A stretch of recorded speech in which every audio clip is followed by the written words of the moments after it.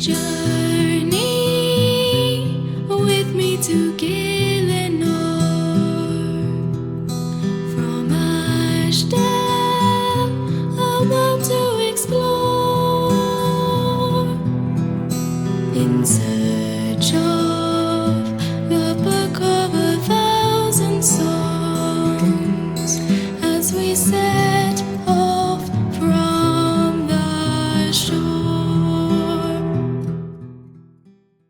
On the 28th of November 2012, the Wizard's Tower was graphically overhauled. Alongside this update, Rune Mysteries was removed and 2 quests were released in its place, reworking and fleshing out the lore for the tower and turning a 15-minute back and forth between 2 wizards into a roughly 1 hour long, fully voice-acted journey through the fall of the tower a century earlier. And I absolutely fucking love it. Well, most of it anyway. At the entrance to the tower, we meet our second signature hero, Ariane, arguing with the wizard Velina. Velina, the tower is in danger. I need to speak to Archmage Cedrador. I'm sorry, Ariane. The Archmage was clear. Maybe if you told me why, I could pass on a message.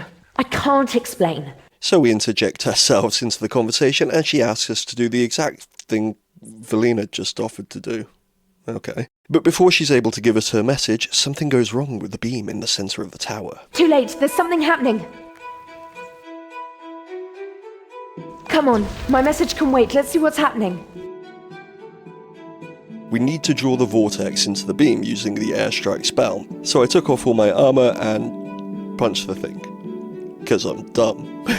But with my staff equipped, this should be pretty simple, right? However, the vortex seems to prefer going around the beam instead.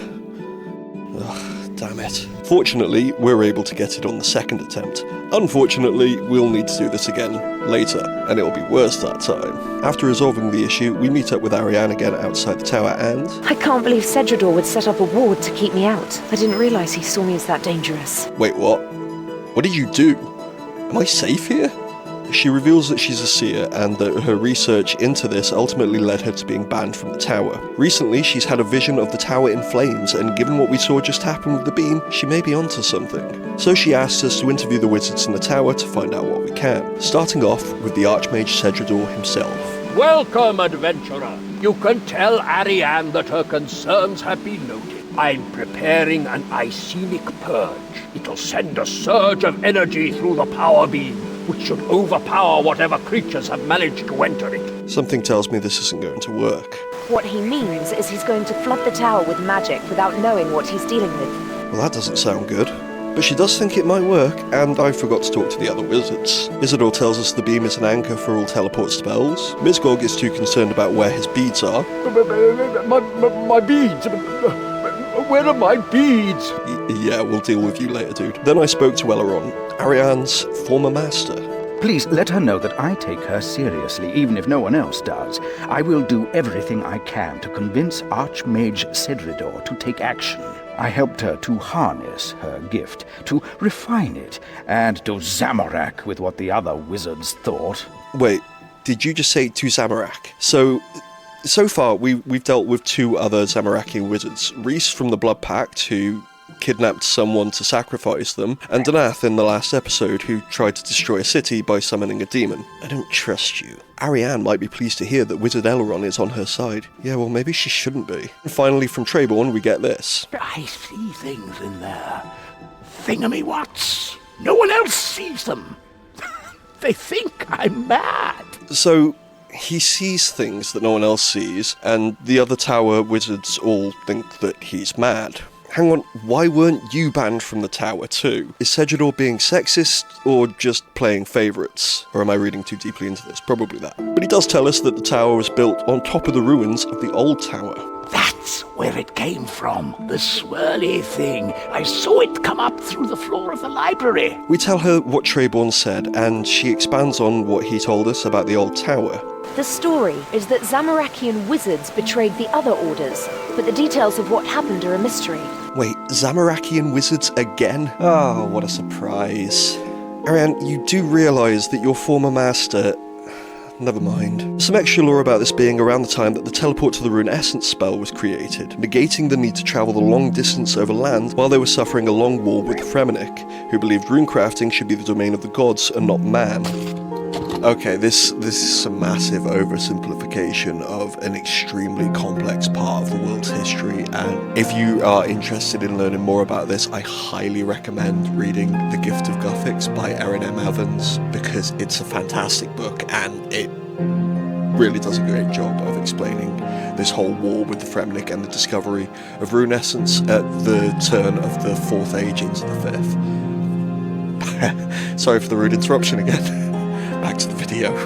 So to work out whatever is wrong with the beam, we need to travel down into the ruins of the old tower. But to do this, we need to work out how the fuck to open the door, which was sealed by Archmage Perian, the founder of the second tower. There have been rumours amongst the tower wizards that the key lies in the Water Surge spell, a spell that requires 85 magic. But fortunately, Ariane tells us that simply using Water Surge on the door won't work, so we don't need to get level 85. So we return to Elrond. The key might lie not in casting that spell, but in understanding it. Perian had the pipe organ installed in the library, and he wrote a treatise on the relationship between magic and music. And on the second floor, we find the book that he wrote, which is basically just theorising about the relationship between magic and runes, and contains a diagram of how he believed the notes would be assigned to the commonly used runes. The second book just tells us the rune costs for each of the different water spells. Oh, all right. If you must play the organ, at least keep to the top manual. It's quietest. Not even Archmage Sedridor could concentrate with a racket from the loud manuals. Well, I'm sure that'll come in useful if we ever need to distract him from casting a powerful spell.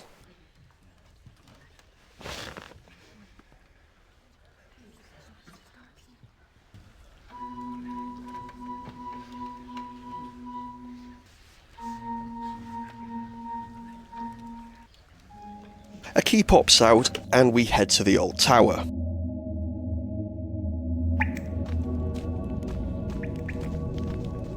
This is amazing. We may be the first people to come down here for 100 years. The greatest magical innovators of Gielinor once walked this room. We need to get deeper into the ruins to the source of the power beam. It looks like that rune guardian is blocking the door.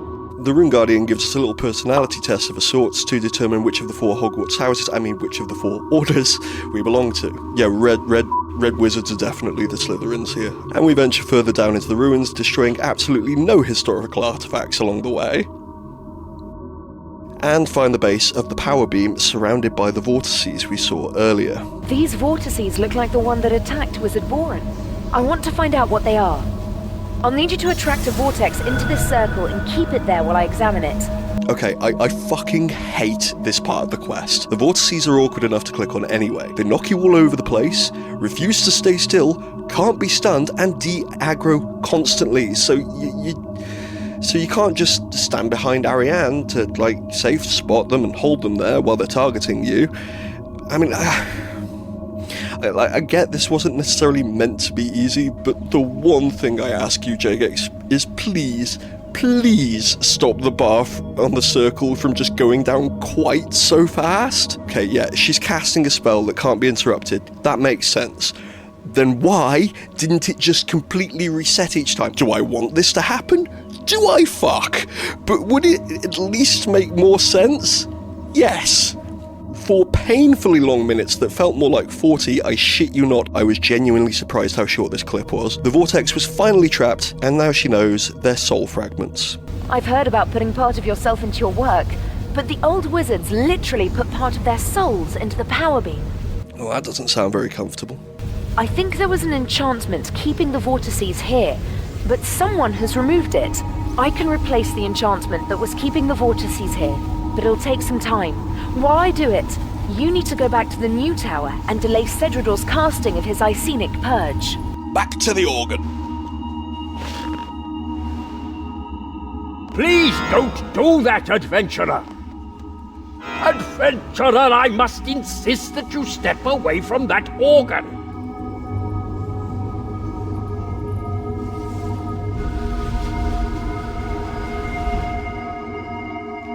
Break my concentration once more, and you will feel the wrath of the Grand Archmage of the Reborn Tower!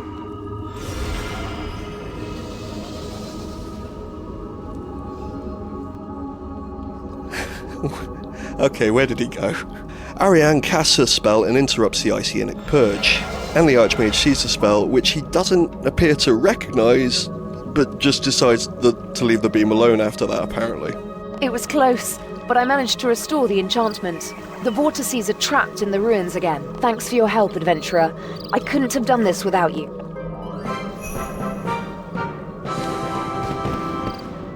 But we aren't done. Oh no. We still need to find out who broke the enchantment in the first place and released the vortices. So we're on to the second half of this, Rune Memories, which has just an incredible unlock for low-level accounts, especially Iron Man, giving us access to Cedridor's personal rune essence supply, a chest that will automatically restock with pure essence every time we level up rune crafting. So back in the basement, Ariane wants to cast what sounds like an experimental spell on the Anchor for all teleport spells. Okay, maybe I can see why she was banned from the tower. This seems kind of reckless. Okay, let's see. Avac Destine Cal Mentor. Oh dear. I must have miscast the spell. I can't seem to move. I think I'm stuck in the power beam. Oh, what a fucking surprise. Yes, I'm sure you're finding this very amusing. So here lies our real goal for the quest. Work out how the original beam was created so we can work out how to free her. She gives us some specially prepared runes, which you pretty simply match with the colour of a vortex, and it gets sucked up. Heading east to the library, we plop the runes down in the chairs and the cutscene plays showing May the Grey and Celavan the Red, the apprentices of the old tower, discussing the teleportation problem. The Red Master has given it to his student because he believes it's impossible. You're bypassing line of effect by angling the spell through secondary plane using runes of law. Do you know what you've got here? I think you might have solved the teleportation problem. That's not funny, May. We should show this to Azris. If this is an elementary mistake, she'll have seen it before. What if it's not an elementary mistake? You, my friend, will have a major school of magic named after you. We return to Ariane, who tells us that wizards had apparently known about teleportation for a long time, but had been unable to create new spells until the problem had been solved. Solving the teleportation problem changed everything. It let the wizards create the Lodestone network. And the rune essence teleport spell meant the tower didn't have to rely on a delicate land route to get runes. She gives us more rooms, we slurp up more souls, then go upstairs for another cutscene, where the Green Master Azris is taking credit for poor Celavan's work. My fellow wizards, this document contains the theoretical framework that will allow us to create new teleport spells. What you've shown us here is a major breakthrough that deserves recognition. Whose work is this? It is my own. But they still need to find a second plane to route the spells through, which she will need the help of the other orders for. A quick check-in with Ariane, and into the studies we head. Next, we're treated to a lovely steam of Zanmaron the Red bollocking his apprentice for sharing his research. May and you. So both the Green and the Grey Orders saw your idea before I did? Azris presented your idea to the Council as her own work. They stole my idea. No, Celavan. They took your idea. They took it when you handed it to them. How many times have I told you that we do not trust the other orders? Before he says he'll solve the issue of the second plane himself, and the cutscene ends with him summoning a demon. As a Corax, keeper of the key to the abyss, hear me. By the staff of Armadil, on which Zamorak impaled the empty lord, I charge you to appear. Who calls me from the infernal vestibule? After this, we're treated to yet another cutscene of Zanmaron distributing the details of the finished ritual to the other orders. These quests have just so many cutscenes, and it's just so lore-dense. I've had no idea how to keep this stuff entertaining, or even like things that I can take the piss out of. So if you're still watching, thank you for your patience, I guess. But I digress. It's time to finally recreate the ritual and free Ariane.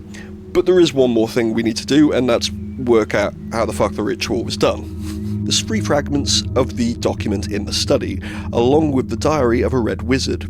And this diary, I get what they were going for and trying to apply that the ritual was intentionally sabotaged, but this is just so painfully obvious that it doesn't match up with any of the wizards we've seen talking, and the best candidates for its author would absolutely be Elrond. to me, it just kind of ruined the twist prematurely, and it just makes Ariane's dismissal of it feel kind of cheap. Like, you could argue that I only thought that because I've done this quest a few times over the years, but this does not at all match with the Calavan that we've met in the cutscenes so far, and definitely does line up with the very faux sincerity that we've seen from Elrond. But anyway, we find the last two fragments in the library, and I use the wiki to get their positions right around the circle because I've tried to solve this puzzle on my own before, and I already know I'm way too small brain for it.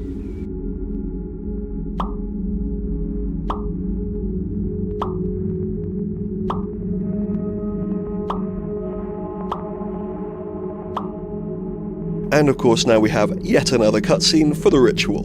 Zanmaron warns about breaking the circle after the ritual begins, which of course happens almost immediately, as Perian spots a demon behind Zanmaron. An argument quickly breaks out when May reveals that it was Calavan and not Azris who made the breakthrough. And learning that the ritual's mostly built on red magic, Unea the Blue Master leaves the circle, sending the full force of the magic at Zanmaron, killing him and starting the fire which destroyed the old tower. Wait, it's happening again! Get down!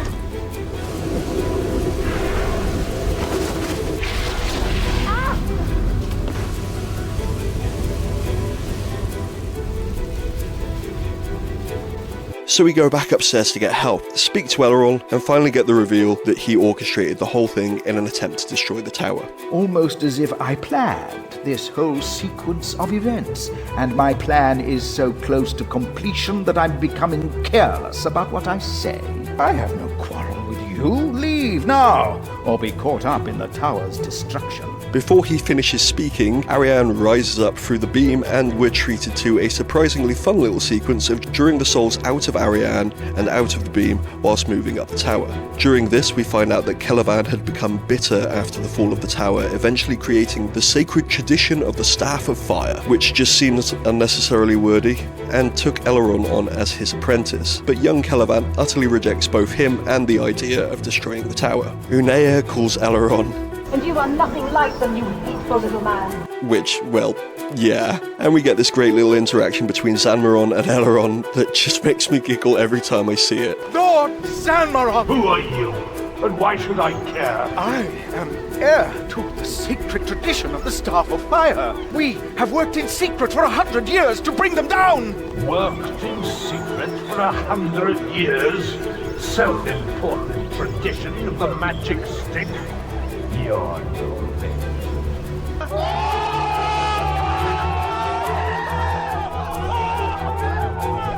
And finally, after freeing May, the souls zip into Elrond, teleporting him to the abyss to safely explode away from the tower. Don't make me teleport! This is one time I'll let you use demonic knowledge, Zanmaron. To the abyss! No! To the abyss, my fellow wizards. To the abyss! And this absolute slog of 2 quests is done.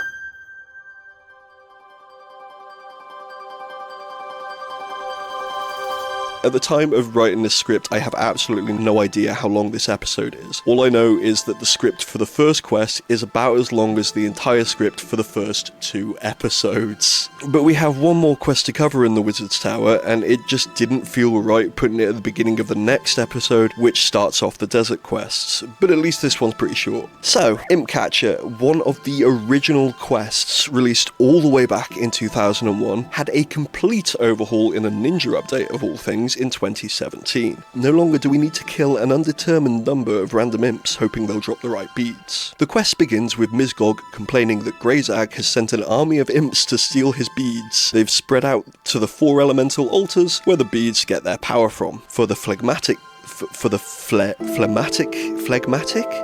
I have no idea how to say that. For the phlegmy bead, we head to Lumbridge to grab a bowl of water from the kitchen and cook it. Then find the imp at the water altar in the Lumbridge swamp, hold his head over the seam to clear his throat, at which point he vomits the bead onto our feet. Lovely. Next at the fire altar we get the choleric bead by just beating the shit out of the angry little fucker and get puked on again. Oh god, why? Then we have the melancholic bead at the earth altar northeast of Varrock, near the ruins of the old Fort Foreign 3. This little dude is sad, so we feed him some cliched inspirational statements, which of course results in being thrown up on again.